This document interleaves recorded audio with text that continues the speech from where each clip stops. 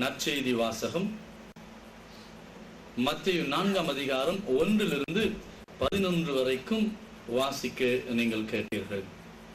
இந்த பகுதியில இயேசுவுக்கு வந்த 3 சோதனைகளை குறித்து வேதம் கூறுகிறது.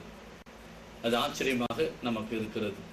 காரணம், கர்த்தாதி கர்த்தர் இந்த உலகத்துல மனுஷனாய் வந்தபோது சோதிக்கப்பட்டார் என்று நாம் கேள்விப்படுவது, வாசிப்பது கட்டாயம் நமக்கு ஆச்சரியத்தை தான் தரும்.